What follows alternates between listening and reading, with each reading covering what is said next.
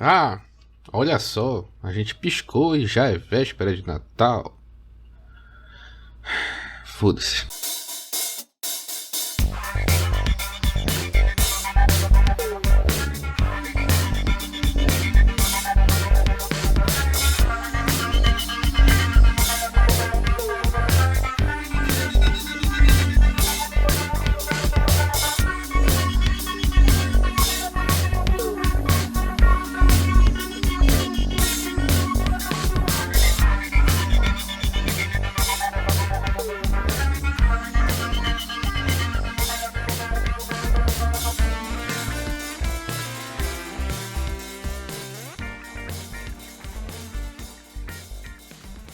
Estamos de volta para mais um Sem Imagem Podcast.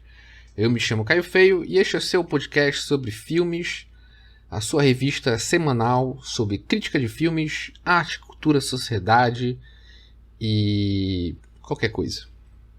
Como é que você está, meu caro ouvinte, minha cara ouvinte? É véspera de Natal, chegou o Natal. Você vai ganhar presente de Natal? Você comprou presente para alguém nesse Natal? Você liga pro Natal? Você se importa com o Natal? Você participou de algum amigo invisível no Natal? Você doou presentes para crianças carentes nesse Natal? Deu dinheiro para a caixinha do funcionário? Você fez alguma coisa neste Natal? Não sei. Me responda aí. Você pode me responder mandando um e-mail para caionopodcast@gmail.com e talvez eu leia no próximo episódio. Ou, quem sabe, na próxima véspera de Natal, né? Temos também o Instagram, que é o semimagem_1. Mas se você quiser me adicionar pessoalmente, né? O meu perfil pessoal é caio.mfeio. Eu acho que é isso. Temos o blog, que está na descrição. Prometo que logo mais terá textos no blog. Imagem, narrativa e música. Estamos no YouTube também, galera do YouTube. Eu sinceramente, às vezes eu repenso em colocar isso aqui no YouTube, mas a audiência, de certa forma, corresponde, né? Quer dizer, é difícil, né? Porque o YouTube trabalha com visualização, então, apesar que os parâmetros do YouTube, eles fornecem dados muito melhores que o aplicativo do Spotify, né? Que era o Anchor, que o Spotify comprou e virou aplicativo de gravar podcast. Mas o YouTube fornece dados bem interessantes. Mas eu sinceramente, às vezes eu fico pensando se isso aqui cabe no YouTube. Bom, acho que não faz mal, né? Quanto mais lugar tiver rolando, acho que não faz mal. Mas eu pretendo postar vídeos no YouTube. Talvez essa semana, mais tarde na próxima. Eu vou tentar produzir um conteúdo próprio para o YouTube. Mas eu acho que vou continuar postando os episódios lá. Então, se você está me ouvindo no YouTube, coloque alguma coisa no comentário, participe, interaja, comente. Você cozinhou neste Natal? Você colocou o seu peru no forno? Você acredita em Papai Noel? Você acreditou em Papai Noel até quantos anos? Ou você nunca acreditou em Papai Noel? Eu não lembro se eu contei essa história no Natal passado, mas eu fui entapeado, né, com essa história de Papai Noel durante um tempinho. Durante até talvez os meus 8 anos, 9 anos. Então eu acreditei em Papai Noel e era algo mágico mesmo. É muito curioso isso quando você é criança. E eu acho mais curioso ainda eu conseguir acessar ainda esse sentimento, mesmo depois de velho. É bem... É legal, eu acho legal, tipo, conseguir lembrar de como era a sensação de imaginar que talvez o Papai Noel existe. Claro que eu não consigo acessar tudo também, né? Eu não sou um super-herói, mas eu consigo me remeter à sensação daquela época e daqueles momentos, né? Como outras sensações também. O episódio de hoje vai ser muito sobre memórias. Até pelo filme de hoje, quando chegar o momento do filme eu comento melhor. Mas, se você está ouvindo esse podcast pela primeira vez, esse primeiro bloco eu fico falando qualquer coisa, refletindo sobre alguma coisa, leio alguma notícia. Às vezes é referente a cinema, às vezes não. Então, paciência. Se você quiser assistir, ouvir só a parte que eu falo sobre o filme, né? Pule pro minuto 15, geralmente minuto 15, minuto 20, por aí. Mas, como eu comentei no início, é uma revista, né? Então a revista tem as várias notícias antes de chegar na matéria principal. Enfim, mas como eu tava falando, às vezes eu consigo acessar essas memórias essas sensações mais ligadas à infância, assim, né? E eu sempre gosto muito de um aforisma do filósofo alemão Arthur Schopenhauer. Não é um aforisma, na verdade, é um trecho de um texto dele sobre sobre a vida. Eu esqueci, como aprender a viver. Não é como aprender a viver, mas eu esqueci agora do título do texto, mas é alguma coisa sobre a vida. E lá ele comenta que quando a gente é criança, a vida é como se fosse um cenário de um teatro. Quando a gente é criança, a gente enxerga e ela tem um brilho, ela tem uma cor, ela tem uma profundidade. Quando a gente envelhece, a gente consegue perceber que é um cenário e a gente consegue ver, olhar de perto aquilo e perceber a falsidade daquilo. Eu não lembro se eu já citei esse texto aqui, mas é um texto muito interessante do Schopenhauer.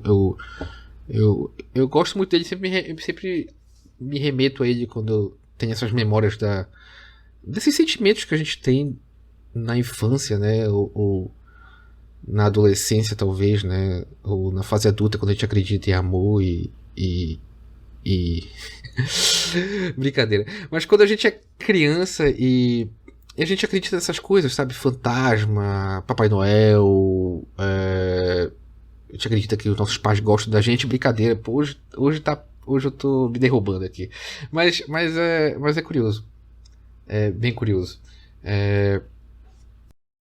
Mas eu tava falando do Papai Noel, né?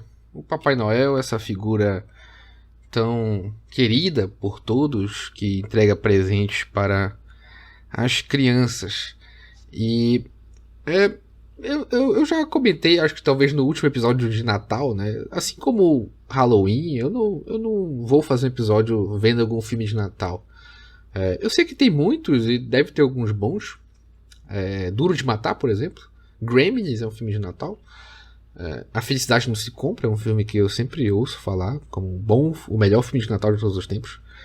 Mas eu de muito tempo já não tenho nenhum tipo de identificação com o Natal. E claro, eu tava até conversando com uma pessoa no último mês e ela me falou que ela gosta muito do Natal, que o Natal é uma época muito, muito importante para ela, porque ela se reúne com a família e tarará. E a minha família nunca teve essa questão com o Natal, assim. Então eu acho que muito disso também reflete, claro que é sobre isso também. Mas até pensando agora, nesse exato momento que eu estou gravando isso aqui, eu sinceramente, eu acho que eu estou no ponto onde o Natal tem menos significado para mim possível, assim. E eu não sei se isso é reversível. Talvez no futuro, se eu tiver algum filho, ou sei lá, eu não sei se em algum momento isso vai mudar, mas hoje o Natal só não significa absolutamente nada pra mim. E tipo, não é nem que eu queira me orgulhar disso de alguma forma, mas é só um comentário mesmo. E sei lá, você se sente assim também, meu caro Vitor? Será que claro que outras pessoas se sentem assim também. Mas e aí eu paro pra pensar, será que não é uma tendência mundial? Existe uma tendência de pessoas que estão sem clima pro Natal? É uma questão de clima? É uma questão de identificação? É uma questão de problemas familiares? Quem sabe, né? A queda da taxa de natalidade vai acabar com o Natal? Talvez, né? Quem sabe, né? No fim das contas. Mas, então, acho que o que eu tinha pra falar sobre o Natal era isso, né? Eu acho que vai ter eu vou participar de uma ceia de Natal. Eu gosto de participar de Amigo Invisível. Já faz um tempo que eu não participo. Talvez os seus 10 anos, assim. E eu acho curioso, porque eu acho que a maioria das pessoas não gosta de participar de Amigo Invisível. Eu, pelo menos, já vejo, assim, sei lá, vídeos na internet ou alguma coisa assim, referente a não gostar de participar de Amigo Invisível. Mas eu particularmente gosto. Na verdade, eu gosto de presentear as pessoas. Não que eu goste de... eu gosto de fazer o bem e gosto de ver os outros felizes. Mas eu gosto de presentear as pessoas no sentido de... no sentido de, às vezes, tentar... Eu acho que presentear alguém é uma maneira de você entender a outra pessoa. Ou você tentar entender a outra pessoa. Eu acho que passa por isso mesmo. Você tentar entender a outra pessoa. Porque entender mesmo alguém a gente nunca entende, né? Às vezes a gente nem mesmo se entende. Mas você dar presente para alguém é uma maneira de você tentar entender essa pessoa. Ainda mais quando a pessoa não lhe dá dica nenhuma do que você pode dar, né? Tipo, às vezes a pessoa já deixa lá umas ideias de presente, né? Mas eu gosto de tentar não partir dessas ideias, né? Eu gosto de, tipo, conheço a pessoa, converso com ela, analiso, né? Tem que analisar. E a partir disso eu vou dar um presente que eu acho que vai agradar essa pessoa, que eu acho que diz respeito a essa pessoa, né? Que eu acho que de alguma forma essa pessoa se identifique. E de certa forma é uma maneira de você observar, é uma maneira de mostrar que você observou essa pessoa, que você talvez tenha prestado atenção em características que muitas outras pessoas não prestaram ou não acho que sejam relevantes, mas às vezes é relevante. Eu acho que tem muitas características de algumas pessoas que às vezes a gente ignora que são relevantes para essa pessoa. E acha que talvez seja pouca coisa. E acha que talvez a pessoa prefira ganhar, sei lá, uma joia, um sapato, sabe, um presente mais caro, assim, que talvez seja um pouco genérico, do que às vezes ganhar um presente que seja, que seja mais simples, mas que talvez diga muito mais sobre aquela pessoa. Eu não sei se estou me fazendo entender, mas eu gosto de presentear as pessoas, eu gosto de dar presente para as pessoas. Justamente não no sentido de dar um presente caro ou de, sei lá, eu estou fazendo um favor para essa pessoa. Não, mas eu gosto de tentar... Eu ia dizer que eu gosto de tentar decifrar a pessoa, mas não é bem decifrar. Mas é talvez exaltar alguma característica daquela pessoa. Exaltar a subjetividade dela. Porque, como eu falei, às vezes as nossas relações tenham ficado muito genéricas, assim. Eu percebo que as relações são muito genéricas, no geral. A gente dá presentes genéricos, eu acho, né? Talvez eu esteja só precisando sair mais de casa, talvez. Ou, sei lá, participar de mais Amigos Invisíveis por aí, até eu criar bode com isso. Mas, se você tiver algum amigo invisível para me chamar, me convide. Faz tempo que eu não participo de um. E o último que eu participei, eu nem lembro que eu ganhei, eu nem lembro que presente que eu comprei. Mas enfim, né? Troca de presentes. Natal é sobre presentes. Jesus Cristo nasceu, mas pouco é lembrado, né? Eu já participei de uma peça de Natal quando eu era criança. Eu fui um dos Reis Magos. E eu trouxe presente, né? Trouxe presente para Jesus, né? Talvez a ala moralista, moral cristã e dos bons costumes tente defender a ideia de dar presentes pensando na narrativa dos Reis Magos, né? Pelo menos foi isso que falou lá na rádio da Academia que eu malho, né? Porque a Academia que eu malho tem uma rádio própria, né? E é engraçado essa rádio, né? Às vezes do nada vem um aviso de AIDS lá e aí tem um que é assim: se você não consegue falar com uma mulher, não fique encarando ela que nem um psicopata. Cara, eu acho muito boa essa rádio dessa academia. Do nada ela solta umas vinhetas assim que é muito louco. Faça exame de AIDS. Não encare as mulheres que nem um psicopata. Coma iogurte. Se você não está conseguindo fazer o treino, não faça. São coisas assim. Aí depois começa a rolar um How deep is your love? É isso então. Esse foi o primeiro bloco. Bora falar sobre o filme de hoje.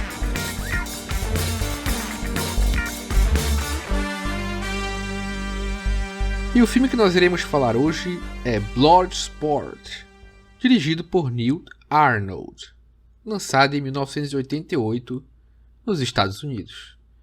Você deve estar se perguntando que filme é Bloodsport, porque no Brasil ele é conhecido como O Grande Dragão Branco, estrelando o astro, o grande, não tão grande assim, Jean-Claude Van Damme. Eu tenho muita identificação por esse filme. Eu gosto muito desse filme. Eu assisti ele milhares de vezes. E a verdade é que talvez eu nem precisasse reassistir para gravar esse programa. Porque eu tenho esse filme tatuado na minha cabeça. Esse filme ele passou muito na televisão. Se já passou muito na minha época, né? Tipo, sei lá, eu sou dos anos 90. Esse filme é de 88. Imagino que já deveria estar passando um bom tempo antes de eu começar a assistir. Ou não sei. Ele passava muito no bloco. Ele passava na Globo. E ele passa muito no bloco de sábado. Dos filmes de sábado. Que entre. Sei lá, eu não lembro que momento entrava. Acho que nem passava Caldeirão do Hulk nessa época. Mas tipo, ele entregava pra novela, assim. Eu acho que era isso. Porque esse programa de auditório não durava tanto, né? Você lembra, meu caro ouvinte, quando passava filme na televisão? Nesse horário da tarde? Pô, eu acho que não tem melhor horário pra assistir filme do que sábado à tarde, cara. Eu consigo lembrar de eu assistindo De Volta pro Futuro na Record. Grande Dragão Branco. Que outro filme eu assisti num sábado à tarde? Bom, eu lembrei só desses dois agora, mas foram duas ótimas experiências. De Volta pro Futuro foi um dos melhores sábados à tarde que eu já tive. Mas aí também passava no domingo, né? O Grande Dragão Branco também passava no domingo. Eu assisti esse filme com meu pai, assisti esse filme sozinho, eu baixei esse filme para assistir na adolescência. E ele é um filme muito popular, assim. Todo mundo que tem televisão nos anos 2000 e gosta de luta assistiu esse filme. Então eu posso dizer que ele é um clássico, assim. Eu já queria falar sobre esse filme há muito tempo. Na verdade, eu coleciono mídia física, né? E eu tava querendo comprar um DVD desse filme, um Blu-ray, só pra ter mesmo na coleção, só pra... eu gosto desse filme, eu quero ter. E tem uma versão, se eu não me engano, cheguei a encontrar uma versão em DVD que vem tipo uma coletânea de filmes de luta da Canon, que é a produtora desse filme. Só que tava meio caro. Aí eu acho que eu encontrei o Blu-ray também, mas também tava um pouco salgado o preço. Até que como são as coisas, né? Parece que o mercado lê nossos pensamentos. E ele lê mesmo, né? O algoritmo tá sempre nos ouvindo, inclusive agora. Mas uma distribuidora de filmes, né, de DVDs, ela anunciou que ia lançar uma versão do Grande Dragão Branco num digibook, que é um livro com um Blu-ray na última página. E pô, eu fiquei muito empolgado e me dei de presente de Natal o Blu-ray do Grande Dragão Branco. E pô, tudo encaixou como uma luva, né? Eu queria ver o filme, eu queria ter o DVD na coleção, né? O Blu-ray, talvez. E ele é um lançamento de uma distribuidora aqui no Brasil.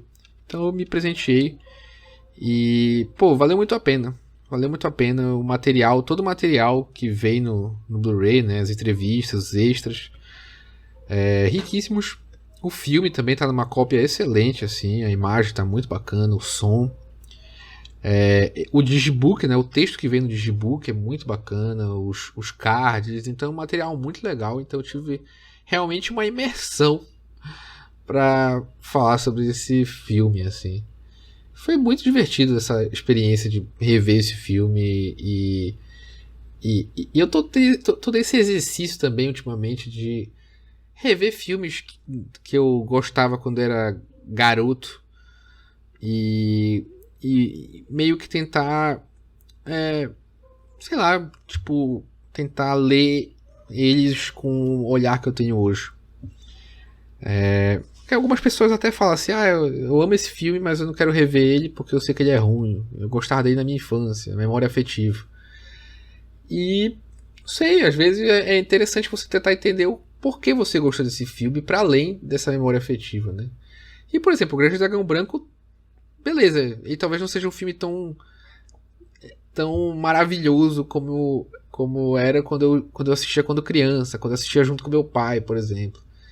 É o que eu tava falando no início, sobre a perspectiva que a gente tem da vida quando a gente tem olhos de criança, né? Mas ao mesmo tempo, já me adiantando, eu acho que ele é um filme com muitos méritos, assim. E para além disso, basta dizer que ele influenciou a criação do Mortal Kombat, né, o jogo, que está sendo lançado até hoje.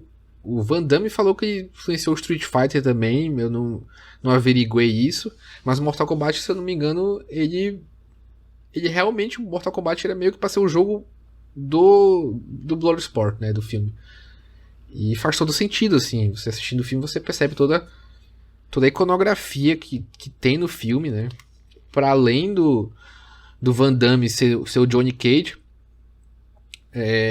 meio que toda a dinâmica do filme, toda a iconografia remete ao Mortal Kombat, ou Mortal Kombat bebeu de certa forma. E então daí você já tira que um filme desse teria um filme desse não é qualquer coisa assim. Ele tem uma influência no meio, né? O Van Damme fala também que influenciou o UFC com a ideia de um torneio com artes marciais mistas. Infelizmente eu não fiz uma pesquisa relacionada a isso, né? De entender o impacto realmente cultural, meio que tentar realmente entender o impacto cultural dessa obra. Eu tentei focar o estudo sobre esse filme pensando na violência e masculinidade. Esse ia ser o título do podcast, Violência e Masculinidade. Bem problemático, né? Bem ceia de Natal. Mas o texto que eu peguei não me ajudou muito. Ele estava indo para um lado... Eu estava indo buscar mais a questão da violência, né? Tentando entender a violência no cinema. Só que era um texto um pouco mais complexo, assim. Estava expandindo demais a discussão e eu queria algo mais pontual, talvez. Enfim, a ideia foi pro ralo. Não deu para fazer sobre violência e masculinidade. Porque eu acho que isso é um ponto relevante para citar, né? Esse filme é de 88. Eu imaginei que ele fosse do início dos anos 80, mas já é mais pro final. Eu acho interessante de parar pra pensar esse imaginário que se nutriu, né, pelos esses filmes dos anos 80. Para além dos filmes do Van Damme, a gente não pode esquecer do Stallone, do Schwarzenegger, que fizeram talvez sua fama nos anos 80. O Rambo 3 saiu em que ano? O Rambo 2 é de 85. O Rambo 3 é de 88, é do mesmo ano que o Bloodsport. Então, eu acho... Eu queria pensar um pouco a questão da masculinidade a partir desse imaginário que se criou nos anos 80, né? Desses homens musculosos e tudo se resolvendo através da violência. Então esse ia ser o caminho da análise que eu ia partir no episódio de hoje.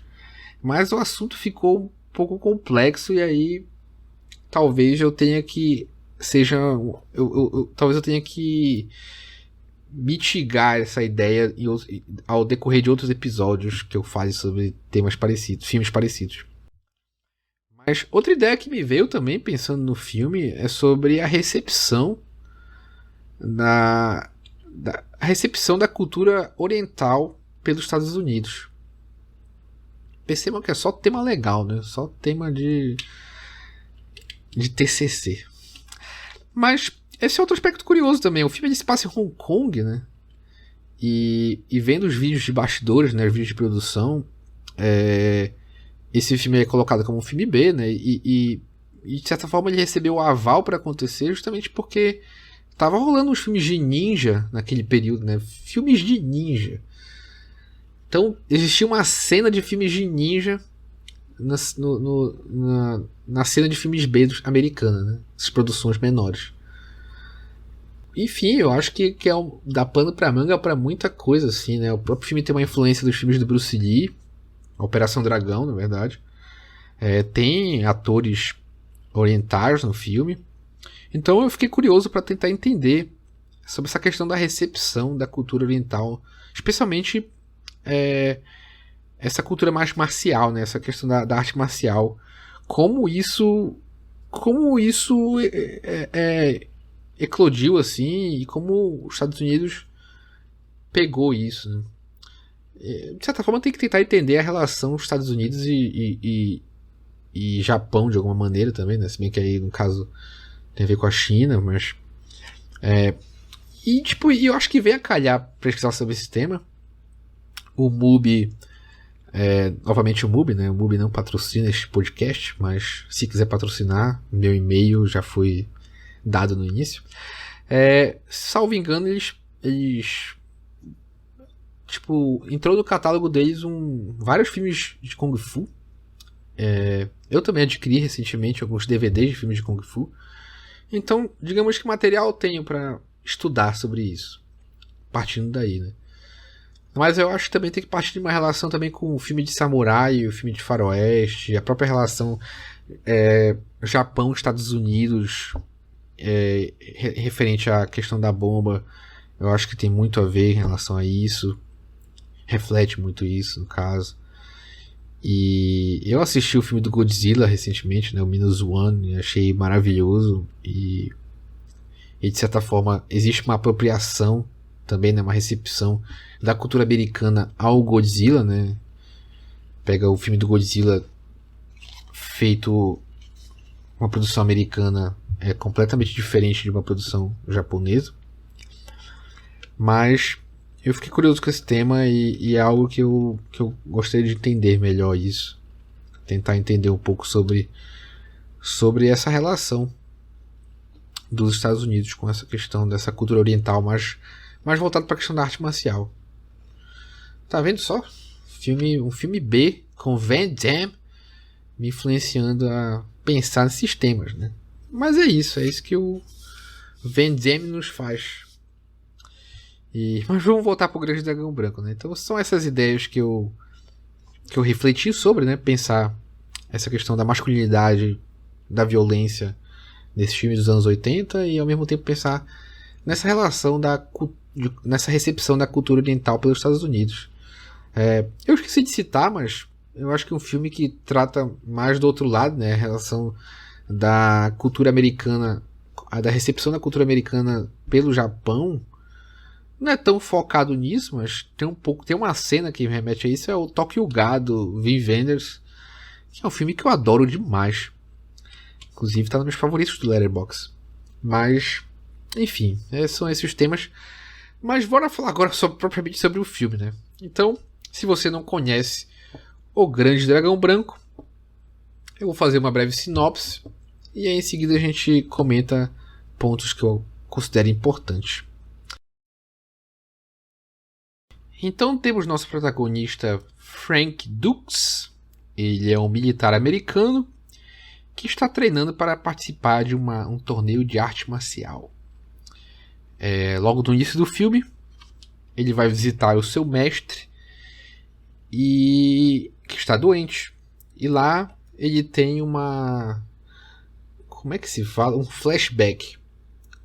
E aí nós entendemos o porquê do seu objetivo de participar desse torneio de arte marcial. Acontece que Frank Dux era um pateta, era um panaca.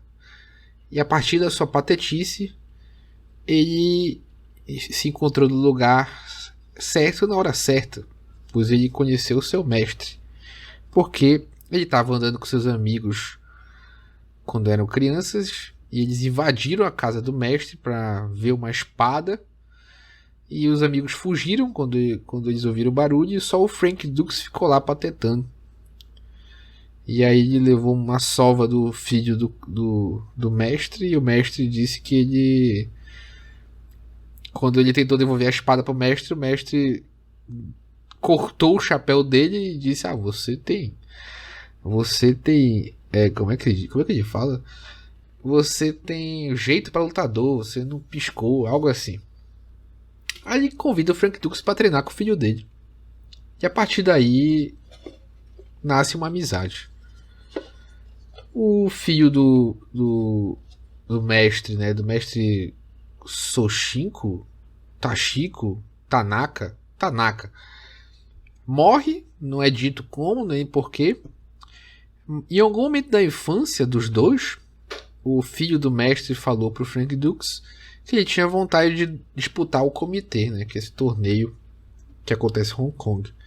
Como ele morreu, então a ideia do Frank, né? Do Van Damme, é disputar o torneio para honrar o amigo dele. Mas depois, né, conversando, o discurso dele é meio que de manter viva a arte marcial ensinada pelo mestre Tanaka. Eu acho que é Tanaka o nome do cara, enfim. E aí tem um momento de treino lá, mostra o treino dele com o mestre, treinando de olhos vendados, meditando enquanto apanha, essas coisas. Fim de flashback. Nosso querido Frank Dux vai para Hong Kong disputar o comitê. Mas antes disso, né, ele está sendo perseguido também pelos militares, né, que querem ele de volta, não querem que ele se machuque. Nunca é explicado muito porquê, só não quer que ele se machuque mesmo, mas tem essa perseguição, que acaba sendo os momentos cômicos do filme. Lá em Hong Kong, ele conhece o seu parceiro, que é o Ray Charles. Não é Ray Charles, é Ray Frank Johnson. É um americano também. E eles vão pro hotel, e lá eles conhecem o guia, e aí eles vão para o comitê. E o que é o comitê? É um torneio de arte marcial com as mais diversas artes marciais possíveis. Inclusive, na abertura do filme, né, no prólogo, é uma abertura muito bacana, porque te vê o treino de todos os lutadores, assim, da maioria, na verdade. Então é uma sequência, né, um plano muito bacana deles treinando, quebrando coisas, quebrando gelo, quebrando coco. E o local do comitê, né, onde vai acontecer o torneio. O comitê ele acontece numa zona isolada, né, de Hong Kong, é um torneio clandestino. E ele acontece na cidade murada, né, que é meio que uma favela, assim, não é uma favela. É meio que uma ruela muito escura. É uma sequência muito interessante também. O diretor ele fez gravou com câmera na mão e é bem interessante. E o torneio acontece num lugar isolado, num lugar bem escondido. É um torneio clandestino de full contact, né? Total contato. Você pode perder o torneio de 3 jeitos possíveis, que é pedindo arrego, desmaiando e caindo fora do ringue. E é isso. E basicamente o filme é isso. É 1h30 de filme e digamos que, sei lá, meia hora, 40 minutos. Essa backstory aí do Frank Dux, a preparação pro torneio e o resto é só porradaria. E isso é excelente. Inclusive, foi meio que inédito na época e ditou uma certa tendência e isso não acontece muito. Eu assisti o John Wick, né, esse ano, adorei o John Wick. O John Wick 4. Infelizmente não assisti os outros John Wicks, então a história ficou um pouco pela metade. Mas eu citei isso porque não tem mais tantos filmes assim hoje em dia. Na verdade, não tem filmes assim hoje em dia. Pelo menos não passou pelo meu radar. Então, eu citei o John Wick no sentido de ser um filme de ação e ter cenas de luta, ter uma certa coreografia e em muitos momentos ser só luta mesmo. Não sei se eu talvez esteja querendo forçar a barra, tentar notar uma influência disso, mas é um detalhe que eu acho muito interessante do Bloodsport, né? O fato de boa parte do filme ser só as lutas. E isso vem na ideia da violência que eu tava querendo tratar sobre, né? Vou trazer um trecho aqui para discutir sobre isso. Então, nós nunca realmente vemos qualquer violência pura, mas formas de violência e uma ampla variedade de modos artísticos em que a violência é concebida, conceitualizada, configurada audiovisualmente. Portanto, não devemos confundir ontologia da violência real com a forma cinemática. Por que eu destaquei esse texto, né? Por essa ideia de formas de violência, modos artísticos em que a violência é concebida. Então, a violência dentro do filme é uma certa concepção de violência, é um conceito de violência. Ela está relacionada com uma ideia, com uma concepção, né? Com uma proposta de como utilizar. Então, destacando outro trecho até relacionado à violência e narrativa. Violência e narrativa fazem parte do mesmo todo. Não se pode examinar a violência sem ao mesmo tempo examinar a narrativa. Nem se pode falar sobre a narrativa sem também engajar com a questão da violência. Então, percebam que, de certa forma, alguma coisa, a gente não consegue deslocar uma coisa da outra. Então, tudo faz parte de um todo, e a violência dentro de um filme é uma concepção de violência. É uma forma de violência, não é a violência pura ali. E dentro desse filme, a violência ela é tratada de duas maneiras, talvez. A primeira é justamente para pensar, um recurso talvez narrativo, né, de descrição, no sentido de que, de certa forma, o filme ele tem que mostrar que é um torneio obscuro, que é um torneio ilegal, e ele é ilegal justamente por essa questão da violência, né?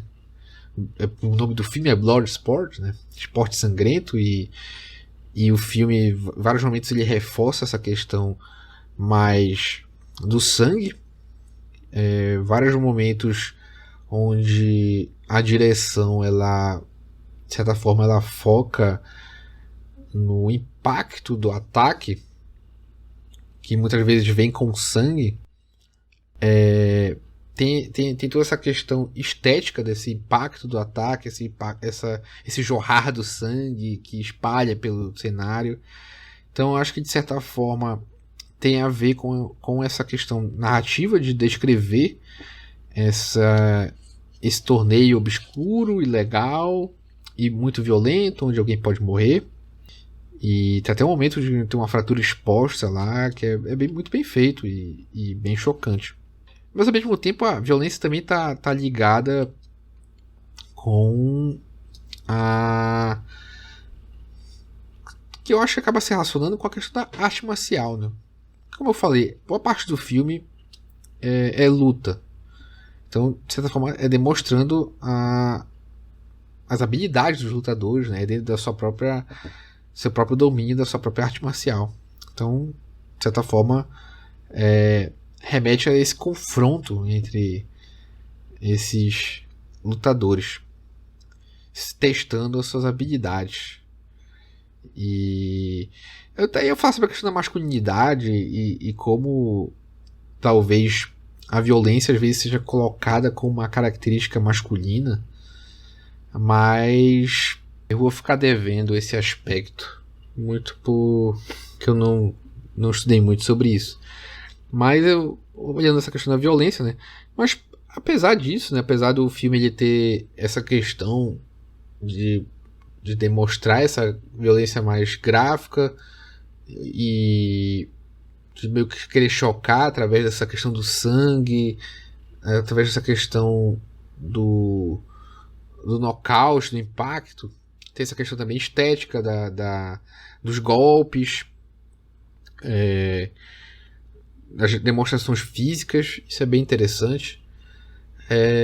Então, mesmo sendo um filme bastante ligado à violência, né, um filme de luta, muito relacionado à violência, sendo nesses dois aspectos, né, aspecto mais plástico e outro aspecto mais do chocante. Ele é um filme bem leve, assim, um filme que, para além disso, é um filme até que bem pastelão, assim, até tem a cena de perseguição dos federais atrás do Frank Dux, né? Depois da primeira rodada, né? Que a gente quer levar ele de volta para os Estados Unidos e é uma cena de comédia pastelão, assim, escorrendo pela cidade de Hong Kong e os outros caindo e ele conseguindo fugir. Tem um romance também de uma jornalista que quer saber o que acontece nessa luta clandestina e ela se envolve com o nosso herói. Então, de certa forma, para além desses 40, 50 minutos de pura luta e uma trilha sonora muito boa, por sinal, o filme tem essa leveza, né, de trazer esse romance, trazer esses alívios cômicos. Então, de certa forma, não é um filme tão violento assim, apesar de ter esses 40 minutos de pura luta. E aí não tem muito o que comentar sobre, assim, não tem muita história nesse sentido, porque o foco é só as lutas. E eu acho que se eu fosse fazer hoje em dia esse filme, talvez eu tivesse mais lutas ainda e menos essa backstory do Frank Dux, que vai ganhando ainda mais camadas, porque tem o vilão, né, que é o Chong Li, que inclusive é um ator que veio de um filme do Bruce Lee, que é a Operação Dragão. Então tem o Chong Li, então o nosso herói tem um antagonista que é um lutador bastante violento e que derrota todo mundo, que é o atual campeão, que em algum momento ele derrota o amigo do Frank Dux, e o amigo americano dele, né, o Ray Jackson, derrota ele, pisa na cabeça dele, quase mata o cara. E aí tem essa carga emocional a mais, né, para além dele querer honrar a arte marcial do mestre dele, quer honrar a memória do amigo que não morreu, mas enfim, apanhou. Então cria esse peso dramático para a final do torneio. O Chong Li é bastante ameaçador e trapaceiro, porque ele joga um pó nos olhos do Van Damme na final, e o Van Damme fica cego e tem que lutar cego. E é uma das cenas às vezes mais lembradas assim do filme, é ele gritando e lutando, conseguindo lembrar do treinamento dele, que ele treinava vendado, e conseguindo vencer a luta mesmo sem enxergar. E tem outro aspecto interessante também para pensar essa questão da masculinidade que eu estava falando, né? Essa relação da amizade, né? Porque depois que o Frank Dux ganha o torneio, né? Ele vai visitar que ele ganha o torneio, né? Só para terminar a sinopse, o Shang Li derrota o amigo do Frank Dux e o Frank Dux derrota o Shang Li na final, se sagrando campeão e ganhando uma espada que nem a do mestre dele. O que dá a entender, de certa forma, que o mestre dele talvez tenha ganhado esse torneio no passado, né? Talvez. E ele volta para os Estados Unidos e é isso. Mas o que eu queria comentar nessa parte, que ele vai visitar o amigo dele no hospital, né? E ele diz que ele ama o amigo dele. Pô, ele conheceu o cara faz o quê? Uma semana, pô. E é engraçado isso, parando pra pensar essa questão da masculinidade de novo nessa época, né? Essa ideia da masculinidade, virilidade, violência. E essa relação de camaradagem, né? De amizade. Pensar talvez, por exemplo, nesse caso tem o Apollo e o Rocky, né, do Rocky Balboa. E não lembro se tem outro caso aqui de amizades assim, mas deve ter. E enfim, é curioso porque a relação dele com o amigo dele, que ele conhece há uma semana, é de amor. E a relação dele com a mulher, em nenhum momento ele diz que ele ama ela ou demonstra algum tipo de sentimento por ela. Ele só quer sair com ela, ele só quer transar com ela, né? Inclusive a cena famosa que a gente vê a bunda do Van Damme no filme depois que ele dorme com a moça, né, com a jornalista. Mas, e inclusive, eu assisti nas entrevistas, né, do cara que fez a fotografia do filme. Ele fala que a ideia dele era fazer o Van Damme ficar gostoso mesmo no filme, né? O shape do Van Damme no auge, na ponta dos cascos, mas ao mesmo tempo tem todo um jogo de câmera, todo um cuidado de produção para deixar o Van Damme mais gostoso ainda. Ele fala exatamente isso. Queria deixar o Van Damme gostoso, o suor, o corpo, os focos de câmera. Então, é isso é isso que eu queria citar, assim, né? Porque a geração do meu pai, essa geração, elas têm uma ideia de masculinidade muito pautada nesse imaginário dessa época, dos anos 80, né? Inclusive, eles utilizam essa ideia para criticar a ideia de masculinidade de hoje. Inclusive, isso permeia vários campos, né? Vai para além do cinema, vai para o futebol. Naquela época tinha homem de verdade, era o Romário que transava antes de ir pro campo. E de novo, né? A gente tem uma cena famosa que eu acho muito bonita, inclusive no Tetra, né? Na Copa de 94, quando o Romário dá um passe pro Bebeto. Eu não assisti a Copa de 94, isso foi VT. Mas o Romário dá um passe pro Bebeto e eu não sei se é o contrário, mas eu acho que é isso mesmo. E o Bebeto faz o gol e ele vira pro Romário e a câmera pega bem ele falando: eu te amo, cara. Ou eu te amo, meu irmão, uma coisa assim. Abraça ele. E de novo remete essa questão que eu tô citando do Grande Dragão Branco, né? A mulher, no caso, nessa narrativa, é só pra transar. E a relação sentimental que você tem, né? Uma relação de criação de afeto é com um homem que você conheceu uma semana, mas que tá do seu lado, né? Tá na luta com você. É a mesma coisa do Romário com o Bebeto, talvez. E de novo, né? Pensando que o diretor de fotografia queria deixar o Van Damme gostoso, né? Queria deixar ele gostoso, né? E o que eu quero dizer com isso é que, na verdade, eu estou refletindo aqui, são só reflexões, eu não chego a conclusão nenhuma aqui. Quem está acostumado a ouvir isso aqui sabe que às vezes eu chego a alguma conclusão, às vezes não. Mas no caso agora é só para pensar talvez a hipocrisia, talvez, dessa visão de virilidade que alguns homens têm, inclusive mais a geração anterior a nossa, sobre essa ideia de virilidade que se tem, que muitas vezes vem para criticar talvez uma ideia de masculino mais sensível, mais sensível mesmo, menos ligado à violência, talvez, ou à violência física, talvez. E refletir que no fim das contas assim, é meio gay, né? Não pensando gay como uma maneira pejorativa, mas no sentido de que, pô, o que vocês estão criticando, vocês não estão se percebendo, sabe? Vocês não estão percebendo que tem uma certa exaltação um pouco exagerada do masculino, do corpo masculino, da relação masculina. O que, no fim das contas, é meio misógino também, mas enfim, é tudo meio balaio. Mas são leituras e eu acho curioso isso. Eu talvez aprofunde melhor isso no futuro, pesquisando mais sobre. Mas eu até me perdi já onde eu estava. Mas enfim, então tem esse cuidado com o corpo do Van Damme, né? E para além disso tem a questão do próprio espacate do Van Damme, né? Em vários momentos ele faz isso split, né? Acho que no original ele fala split, mas espacate, né? Que é abrir as pernas, ele faz isso várias vezes.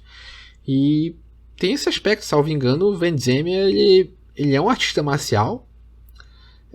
Inclusive foi meio que uma novidade, assim, no sentido de que a maioria dos filmes de ação o protagonista, o mocinho, o nosso herói, a nossa estrela, não era um artista marcial. Inclusive tem uma série de filmes de ninja que o dublê que fazia os golpes, ele estava vestido de ninja.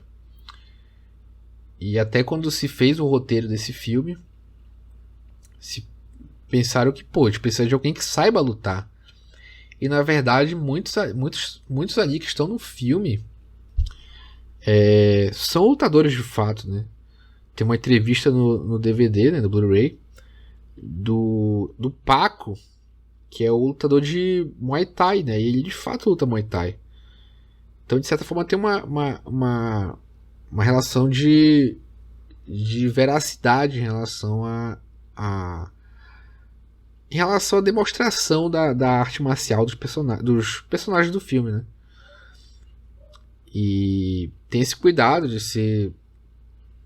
ser golpes que realmente fazem parte de caracterizar, na verdade, a arte marcial. Tirando a luta africana lá, que eles meio que tentaram inventar uma luta africana. E enfim. Mas tipo, sumô, Muay Thai, o ninjutsu, né, que é o do Frank Dux, né, que não diz, mas enfim. Então tem esse cuidado e esse aspecto de que, de fato, eram lutadores ali. Eram artistas marciais, digamos assim. E em alguns momentos teve o cuidado de se filmar e em muitos momentos eles nem estavam tão próximos um do outro, assim. Então teve esse cuidado na filmagem para não ser golpes de verdade.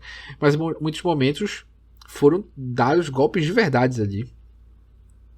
E o que é curioso, né? Pensando e como esse filme foi influente, né? E como isso se relaciona com esses aspectos da veracidade do que se passou ali, né? Esse cuidado que se passou ali, como isso foi influente talvez pro UFC, né? Que eu comentei, e pro Mortal Kombat, né? E o que é curioso, porque tem uma cena de abertura quando tem a primeira interação do Frank Dux e do Ray Jackson, né, do outro americano, eles estão jogando fliperama, né, um jogo de karatê. E de novo, esse filme ele tem muitos desses aspectos que eu acho muito interessante em como tem esses, não sei exatamente dizer, mas esses pontos de relação, assim. No sentido de que esse filme foi influente para um jogo de luta e eles estão lá jogando o joguinho de luta no fliperama, né? O que parece besteira, assim, mas pensa que videogame era uma coisa meio nova naquela época. Então, representações do videogame, como se era entendido o videogame, o fliperama, no caso, né? Era meio que novidade, assim. Então, é curioso pensar que o filme influenciou algo que, enfim, que estava presente ali. Então, enfim, eu só acho curioso mesmo. Mas, enfim, tem esse aspecto da arte marcial, que eu acho até curioso a maneira como o diretor de fotografia comenta a questão da iluminação, que ele usou a iluminação do próprio cenário, assim. Então, digamos que a iluminação é diegética. Será que cabe colocar assim?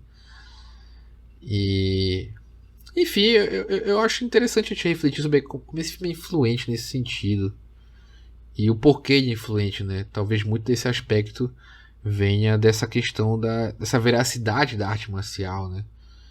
E pô, são 40 minutos só de luta. Então, ter esse cuidado em relação, de certa forma, essa veracidade talvez explique o porquê ele foi tão influente, né?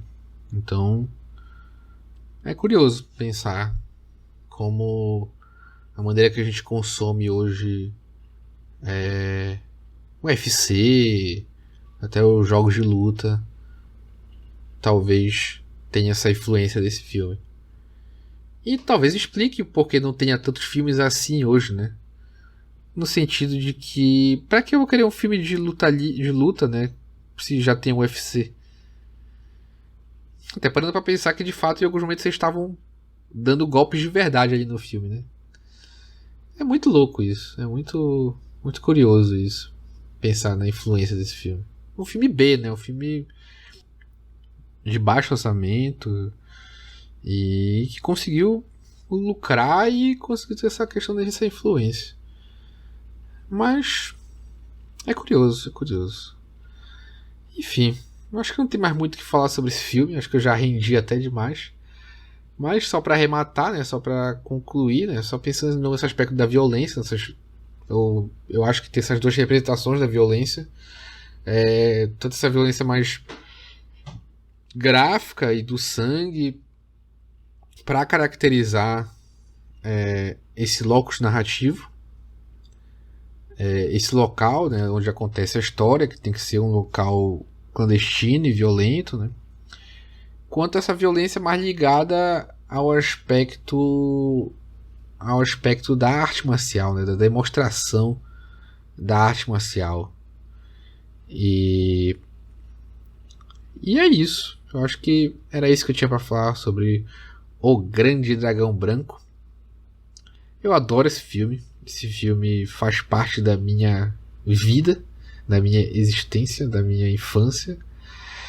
E enfim, eu adoro esse filme. Eu fico muito feliz de poder ter assistido esse filme de novo e poder ter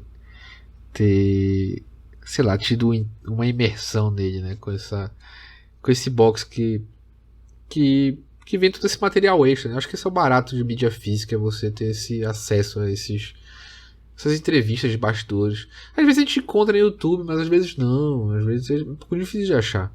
Às vezes não tem, às vezes é um material exclusivo para DVD mesmo, por Blu-ray.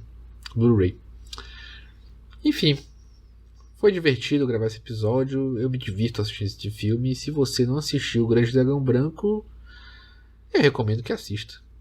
É um baita filme. Enfim, vamos para o break. Break.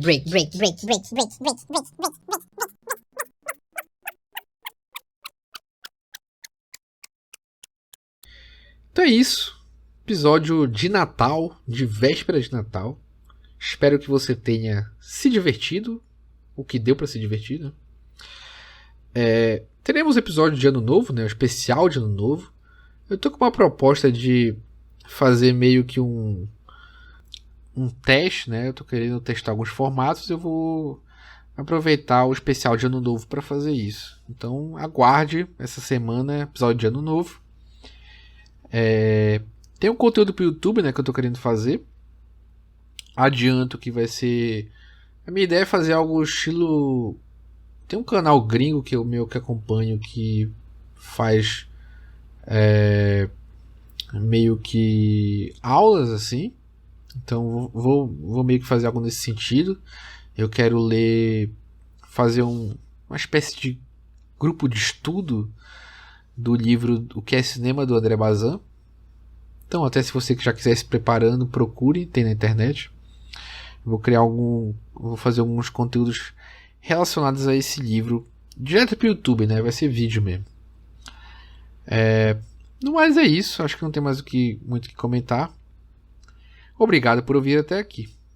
E é isso. Tô morrendo de sono. Tô meio porre já de sono. Meu olho tá quase fechando. Já não tô falando Lé com Cré. Porre de sono. Mas é isso. Muito obrigado por ouvir e até o próximo episódio. Tchau, tchau.